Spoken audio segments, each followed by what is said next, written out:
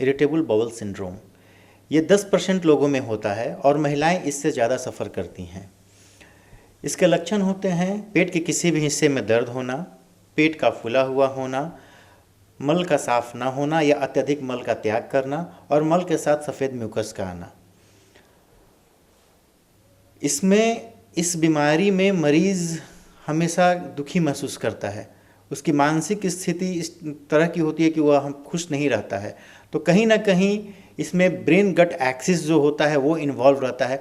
मरीज़ जितना ज़्यादा दुखी होगा उसके पेट की समस्या उतनी ज़्यादा होती है। जी, तो डॉक्टर साहब जैसा कि आपने कुछ लक्षण तो बताए, लेकिन इसके कारण क्या कुछ हो सकते हैं? जैसा कि मैंने आपको बताया कि ब्रेन गट एक्सिस का अल्टर होना ही इसका एक प्रमुख कारण होता है और मरीज़ का अधिक चिंतन करना, मरीज़ का अधिक उदास रहना इस बारे में एक बहुत बड़ा इम्पॉर्टेंट रोल प्ले करता है। जी, डॉक्टर साहब अगर कोई मरीज इसे लेकर लापरवाही करते हैं, यानी कि डॉक्टर से सही वक्त पर कंसल्टेंसी नहीं लेते हैं, तो फिर ये कितना घातक परिणाम दे सकता है?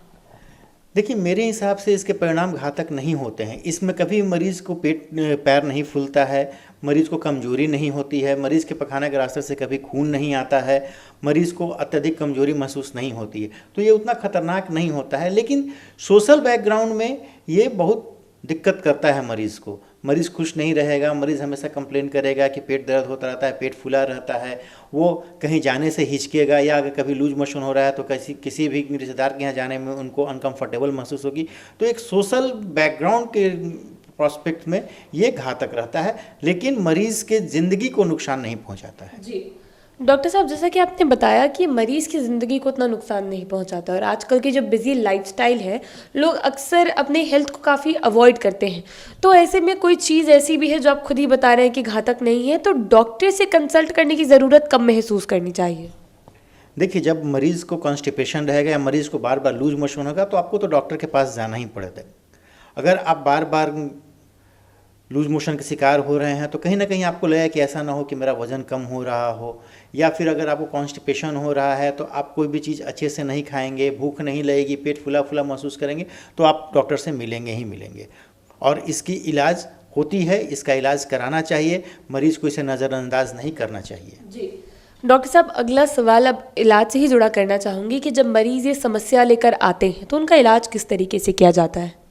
देखिए, एक मल्टी डिसिप्लिनरी एक्शन होती है इसमें हम लोग कभी कभी साइकेट्रिस्ट को भी इन्वॉल्व करते हैं, एंटी डायरियल ड्रग्स देते हैं अगर मरीज़ को लूज मोशन हो रहा होता है तो, बाहर से हम लोग प्रीबायोटिक और प्रोबायोटिक प्रोवाइड करते हैं। लेकिन सबसे ज़रूरी होता है मरीज़ का ये डायग्नोसिस करना कि मरीज़ इस बीमारी से सफ़र कर रहा है, उसकी मानसिक स्थिति कैसी है।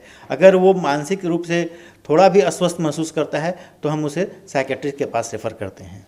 जी, डॉक्टर साहब इन चीज़ों के लिए, जैसे अब ये बीमारी है, लोग समझ भी रहे हैं, तो क्या इसके लिए कोई दवाइयाँ हैं जो इसे ओवर द काउंटर दी जाती है जिससे लोगों को परहेज़ करना चाहिए? ओवर द काउंटर मेडिसिन कभी नहीं लेना चाहिए। आप हमेशा अपने चिकित्सक के परामर्श के अनुसार ही दवा लें। जैसा कि मैंने आपको बताया, अगर मरीज़ को डायरिया है तो हम लोग एंटी डायरियल ड्रग देते हैं, मरीज़ को कॉन्स्टिपेशन है तो हम लोग आंत का मूवमेंट बढ़ाने वाली दवाइयाँ देते हैं, जिसको हम लोग प्रोकाइनेटिक ड्रग्स बोलते हैं, सर्टेन प्रोबायोटिक्स एंड प्रीबायोटिक्स देते हैं। और अगर हम डिसाइड करते हैं कि कब इसे साइकेट्रिक ट्रीटमेंट की ज़रूरत है तो हम उसे साइकेट्रिस्ट के पास भी रेफ़र करते हैं।